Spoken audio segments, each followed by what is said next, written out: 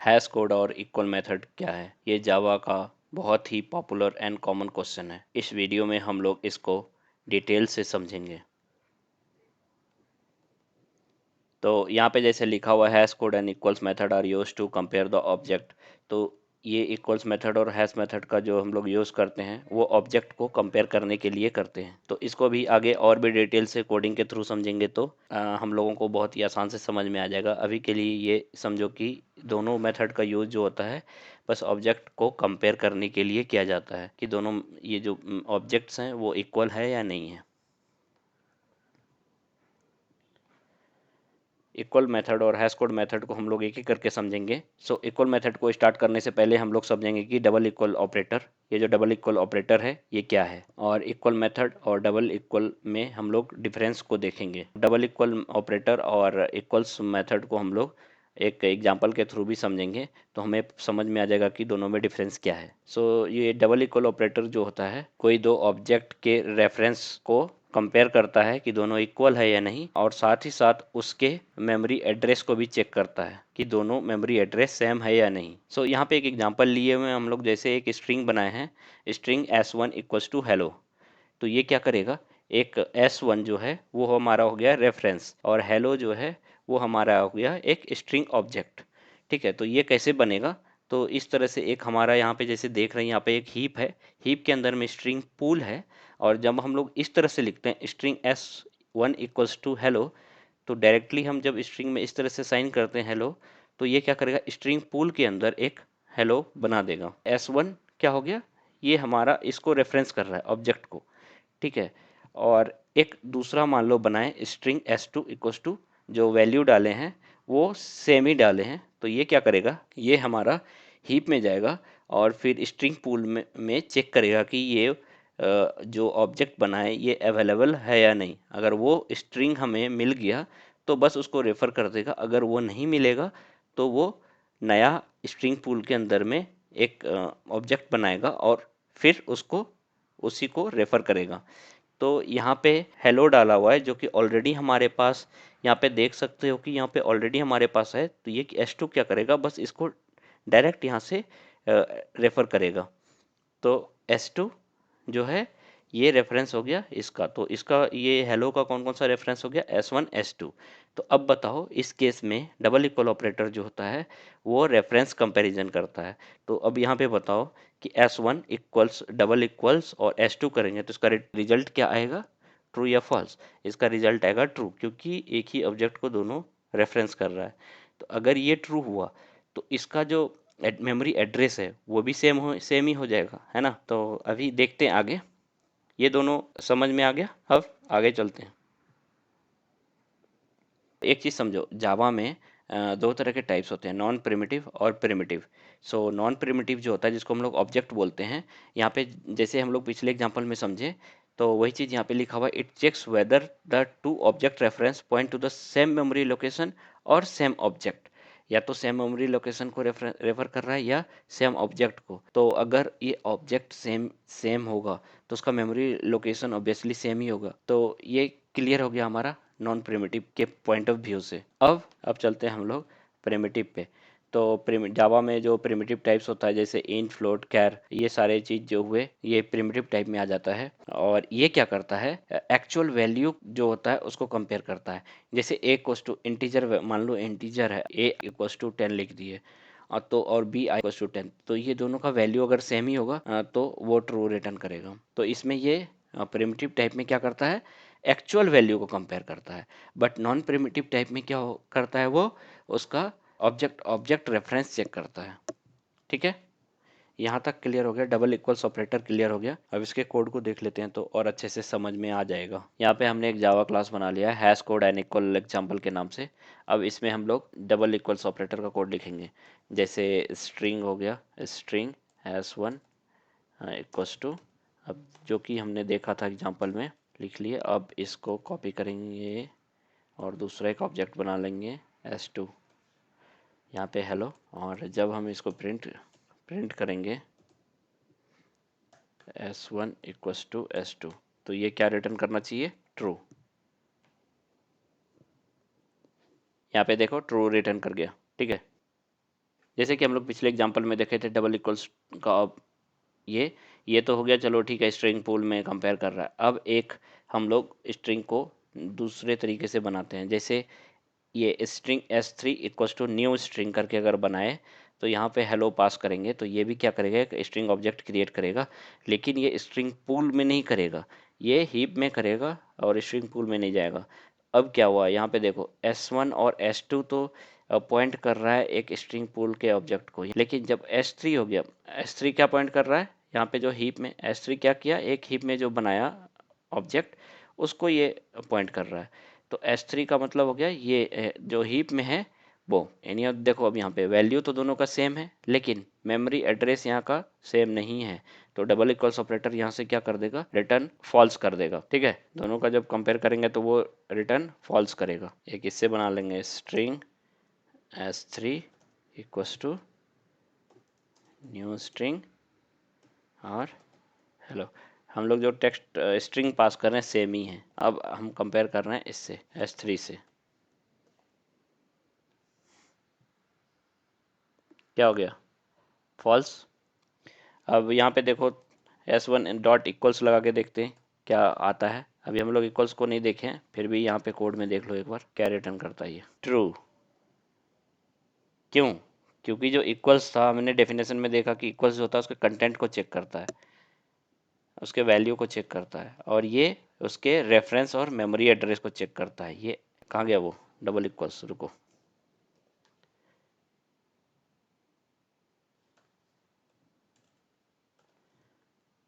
ये जो double equals operator हुआ ये ऑब्जेक्ट रेफरेंस को चेक करता है और ये उसके कंटेंट, उसके जो उसका जो वैल्यू है उसको चेक करता है। तो यहाँ पे तो वैल्यू तो तीनों का सेम ही है, लेकिन रिजल्ट जो आएगा एक में आएगा फॉल्स और डबल इक्वल्स का आया फॉल्स, इसका आया ट्रू। ये समझ में आ गया। डबल इक्वल्स क्या करता है, उसके मेमोरी एड्रेस और उसके रेफरेंस को चेक करता है, लेकिन एस डॉट इक्वल्स मेथड जो होता है वो उसके वैल्यू को चेक करता है। अब आते हैं इक्वल्स मेथड, अब इस इक्वल्स मेथड को हम लोग समझते हैं। अब देखो इक्वल्स मेथड क्या होता है, तो मोस्टली हम लोग जानते हैं कि इसके ये कंटेंट को चेक करता है, तो two object it compares the content of two objects. ठीक है, ये क्लियर हो गया। अब by default equal method in object class compare the object reference. So by default जो होता है इक्वल मेथड कंपेयर करता है object reference similar to double equals operator. अब और जो ऑब्जेक्ट में जब भी हम लोग एक यूजर डिफाइंड ऑब्जेक्ट बनाएंगे तो हम लोग उसमें क्या करते हैं, इक्वल्स को ओवरराइड करते हैं। तो जैसे ही इक्वल्स को ओवरराइड करेंगे तो वो क्या करेगा, कंटेंट को कंपैरिजन करेगा। उसके अंदर में मान लो एम्प्लॉय है, एम्प्लॉय का एम्प्लॉय आईडी हो गया, एम्प्लॉय नेम हो गया, ये सारे जो है उसके कंटेंट है। तो इसको ये इक्वल्स मेथड क्या करता है, कंपैरिजन करता है। तो हम लोग जब भी यूजर डिफाइंड ऑब्जेक्ट बनाएंगे तो इक्वल मेथड को ओवरराइड करके हमें अपना खुद का लॉजिक लिखना पड़ेगा उसमें। तो अपना खुद का लॉजिक हम लोग अपने हिसाब से लिख सकते हैं वो कंटेंट कंपैरिजन के लिए। तो हम लोग इसको भी डिटेल से समझेंगे। अब एक चीज़ याद रखना कि यहाँ पे इम्पोर्टेंट नोट जो है, सो जब भी हम लोग इक्वल्स मेथड को ओवरराइड करते हैं तो हैश कोड को भी ओवरराइड करना होगा। क्यों, क्योंकि मेंटेन कंसिस्टेंसी। तो इस चीज़ को हम लोग अभी समझेंगे जब कोड के थ्रू, तो ये हमारा कंसेप्ट क्लियर हो जाएगा। यहाँ पे ये समझ में आ जाएगा कि क्या कंसिस्टेंसी मेंटेन करने की बात हो रही है। क्योंकि ये जो हैश कोड है, यहाँ से समझ लो थोड़ा, ये जो हैश कोड है, ensuring that equal object have the same hash code. अगर कोई भी ट्रू ऑब्जेक्ट्स इक्वल हो गया, उसका जो हैश कोड है वो भी इक्वल होना चाहिए। इस चीज़ को जब हम लोग कोड से देखेंगे तो हमें बहुत ही आसानी से समझ में आ जाएगा।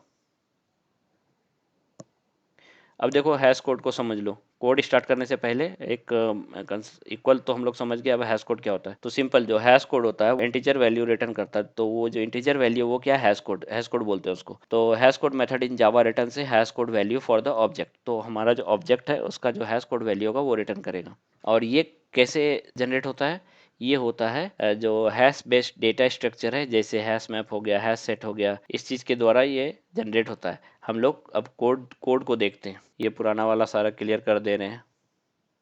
इसमें क्या करेंगे, यहाँ पे हम लोग एक पर्सन ऑब्जेक्ट बनाएंगे, एक दूसरा क्लास बनाएंगे पर्सन नाम से, और उस पर्सन में दो एट्रीब्यूट रखेंगे, एक नेम और एक एज। और उस पर्सन क्लास में हम लोग इक्वल्स और हैश कोड मेथड को ओवरराइड करेंगे। फिर यहाँ से ऑब्जेक्ट में वैल्यू पास करेंगे और फिर कंपेयर करेंगे। तो सबसे पहले एक जो क्लास बना रहे हैं वो पर्सन, सो क्लास पर्सन। तो इसके अंदर में दो एट्रीब्यूट जो रहेगा name and age, private string name private int age, ये दो बना दिया। अब एक कंस्ट्रक्टर बनाएंगे, public person name int as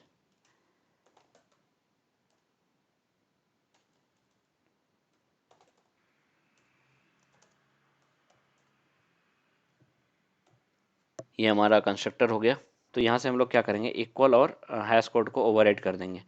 तो यहाँ पे जनरेट है और इक्वल और हैश कोड जैसे क्लिक करेंगे तो उस दोनों फील्ड के लिए हमारा जनरेट हो गया हैश कोड। अभी देखो यहाँ पे क्या हो रहा है, इक्वल मेथड में एक ऑब्जेक्ट है वो, तो जो भी पास करेंगे वो एज ए ऑब्जेक्ट यहाँ पे आएगा।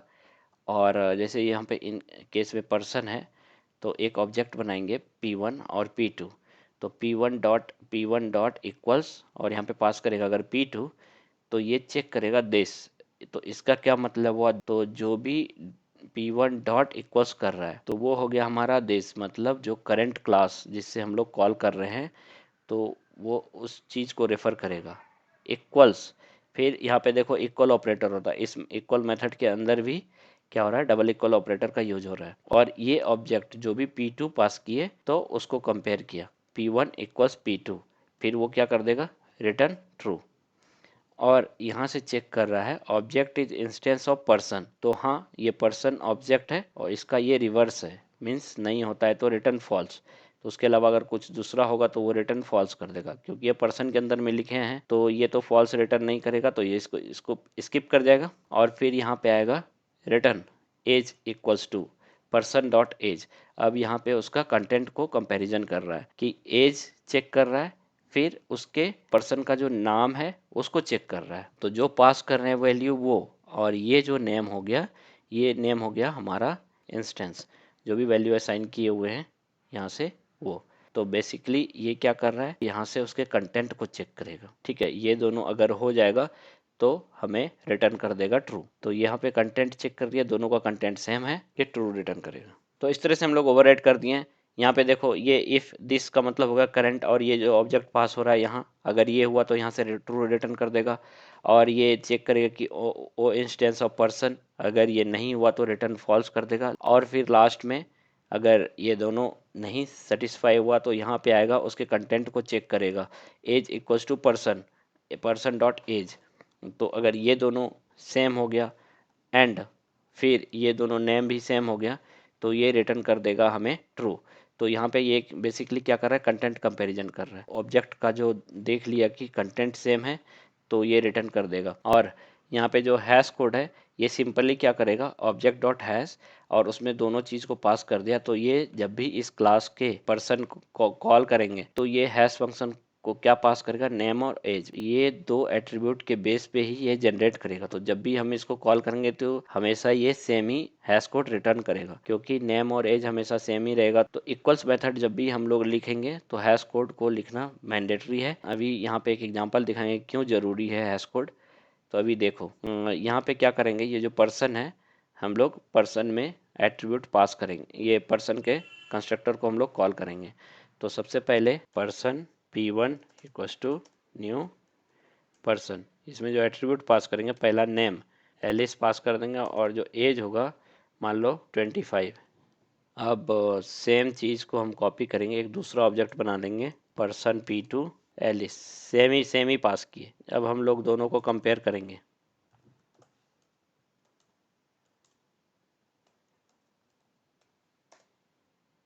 Equal P1 dot equals P2।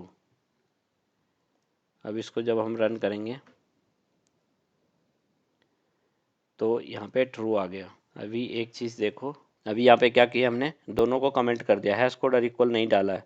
तो जब हम लोग इसको रन करते हैं तो ये अभी हमारा क्या आता है, फॉल्स, क्योंकि ये दो ऑब्जेक्ट बनाया सेपरेट, P1 रेफर कर रहा है इसको और P2 रेफर कर रहा है इसको। ये क्या हुआ, लेकिन इन दोनों का वैल्यू सेम है। तो ये समझ में आ गया कि जब हम लोग नहीं रखते हैं तो वो अभी सेम नहीं है, क्योंकि ये डिफरेंट ऑब्जेक्ट है। जितने बार भी हम लोग न्यू कीवर्ड का यूज़ करके बनाएंगे तो वो नया नया ऑब्जेक्ट बनते जाएगा, वैल्यू उसमें सेम रहेगा, लेकिन मेमोरी एड्रेस सेम नहीं होगा।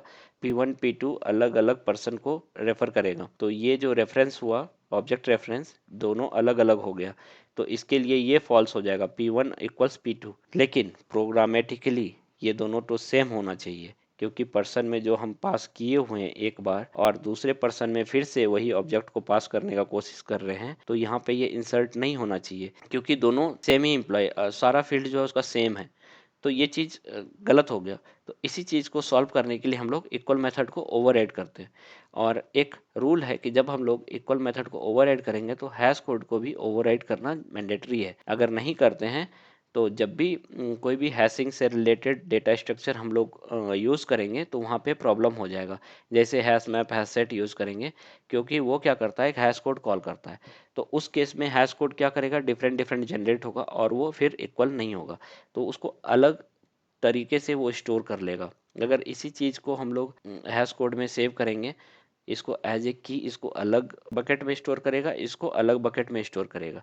तो ये दोनों को हैश से रिलेटेड जो भी डेटा स्ट्रक्चर है उसके लिए डिफरेंट डिफरेंट ऑब्जेक्ट हो जाएगा। तो इस चीज़ को सॉल्व करने के लिए हम लोग इक्वल और हैश मेथड को ओवरराइड करते हैं। तो एक बार जब हम लोग अभी दिखा देता हूँ, इक्वल को, हैश कोड को रहने देते हैं कमेंटेड और इसको अनकमेंट कर दे रहे हैं। तो ये इक्वल मेथड हो गया हमारा, अभी एक्टिव हो गया इक्वल मेथड। अब जब रन करेंगे तो इसका वैल्यू हमारा ट्रू वापस से आ जाएगा। तो ये ट्रू हो गया। अब देखो, क्योंकि यहाँ से जो रिटर्न कर रहा है ना, यहाँ से इसका कंटेंट को कंपैरिजन कर रहा है पर्सन डॉट एज, और जो एज हमारा यहाँ पे है इंस्टेंस में, ये दोनों सेम ही है, और फिर उसका नेम को कंपैरिजन कर रहा है। तो इस तरह से ये हो गया हमारा इक्वल्स मेथड।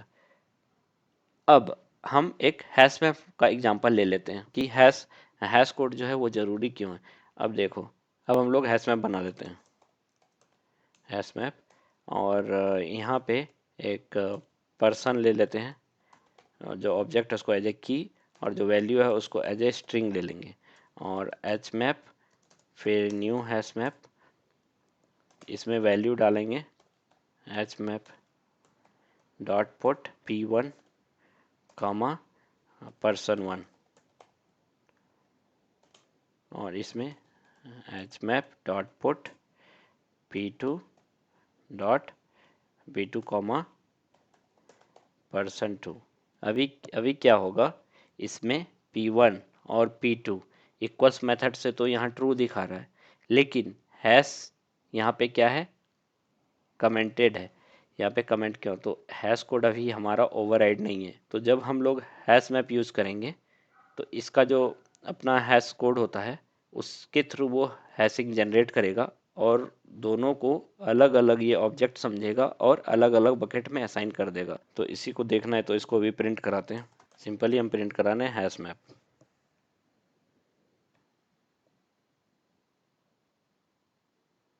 यहाँ पे देखो, एक ये हो गया हमारा प्रिंट, इस डायरेक्ट हम हैश मैप को करा रहे हैं। ये ऑब्जेक्ट है तो हमारा ऑब्जेक्ट का एड्रेस दे दिया है, और उसके बाद जो उसका वैल्यू है वो person2, और यहाँ पे देखो दूसरा पर्सन यहाँ पे लिया और ये person1, तो दोनों को स्टोर कर दे रहा है। लेकिन अभी हमने क्या देखा, ये दोनों एक ही ऑब्जेक्ट है, यहाँ पे तो इक्वल इक्वल हो गया, तो वैल्यू तो दोनों का सेम ही है, एक ही पर्सन है, तो एक ही पर्सन को दो में दे दिया, तो हैश कोड को ओवरराइड नहीं किए, तो ये यहाँ पे ये प्रॉब्लम होगा। क्योंकि जो हैशिंग एल्गोरिथम है वो क्या कर रहा है, जब हैश कोड जनरेट कर रहा है तो वो अलग अलग वैल्यू जनरेट कर दे रहा है। इस पर्सन को ये समझ रहा है कि एक ऑब्जेक्ट है और इस पर्सन को डिफरेंट ऑब्जेक्ट की तरह ट्रीट कर रहा है।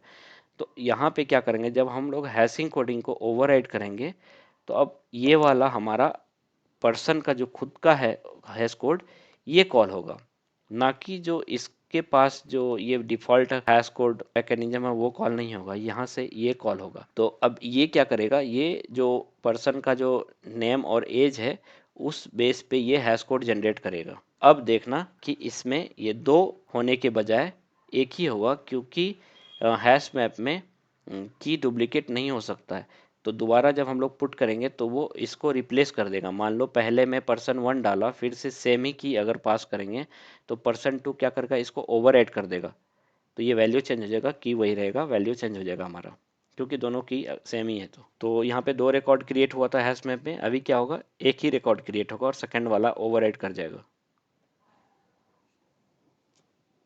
देखो क्या हुआ, यहाँ पे बस एक है। समझ में आ गया।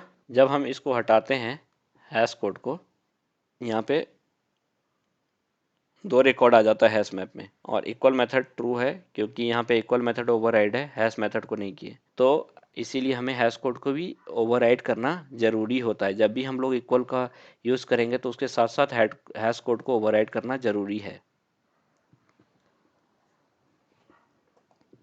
तो आई होप ये चीज अच्छे से समझ में आ गया होगा।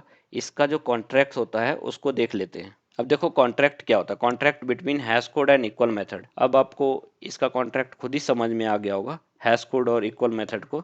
जैसे यहाँ पे देखो, if two objects are equal they must have same hash code.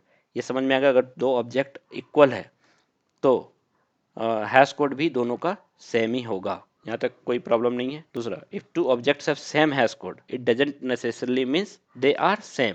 मतलब अगर कोई भी 2 ऑब्जेक्ट का हैश कोड सेम हुआ, इसका ये मतलब नहीं कि उसका जो वैल्यू होगा वो भी सेम ही होगा। मीन्स दोनों ऑब्जेक्ट इक्वल मेथड भी रिटर्न ट्रू करेगा, ये जरूरी नहीं है। जब हैश मैप में जो भी हम रिकॉर्ड इंसर्ट करते हैं, कोई भी 2 रिकॉर्ड का हैश कोड वैल्यू सेम हो सकता है, तभी वो सेम बकेट में जाता है। बट वैल्यू डिफरेंट होने के कारण उसी बकेट में वो नेक्स्ट नोड ऐड हो जाता है। तो इस चीज को ध्यान में रखना कि अगर हैश कोड सेम होगा तो बकेट से ध्यान रखना कि बकेट में हमारा एक लिंक लिस्ट होता है, जो कि एक नोड के बाद दूसरा नोड जब आता है तो उसके बाद वो ऐड हो जाएगा उस बकेट में। तो एक बकेट में मल्टीपल नोड हो सकते हैं। इससे समझ में आता है कि अगर 2 ऑब्जेक्ट का हैश कोड सेम हो तो ये जरूरी नहीं है कि दोनों ऑब्जेक्ट सेम ही होगा। तो यहाँ से ये चीज याद रह सकता है। तो ये कंसेप्ट क्लियर हो गया। अब overriding equal method alone would fail with hashing data structure like hash map hash set। ये भी हमने देखा कि बिना हैश कोड मेथड के अगर इक्वल्स मेथड हम लोग ओवरराइड कर रहे हैं तो हमें क्या प्रॉब्लम हो रहा है।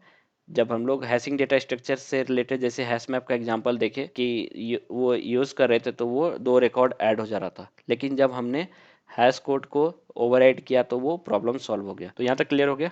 Overriding the hash code method alone would not help in comparing. तो सेम ही इसका वाइस वर्सा हो गया कि अगर इक्वल चाहिए तो हैश कोड चाहिए, हैश कोड चाहिए ओवरराइड करना है तो इक्वल भी ओवरराइड करना पड़ेगा। तो ये रहा हमारा हैश कोड और इक्वल मेथड का ये कंप्लीट वीडियो। आई होप आप लोगों को अच्छे से समझ में आ गया होगा। यदि ये वीडियो हमारा अच्छा लगा तो हमारे चैनल को सब्सक्राइब करें और इस वीडियो को लाइक कर दें। हमें कमेंट सेक्शन में बताएं कि हमारा वीडियो कैसा लगा। Thank you.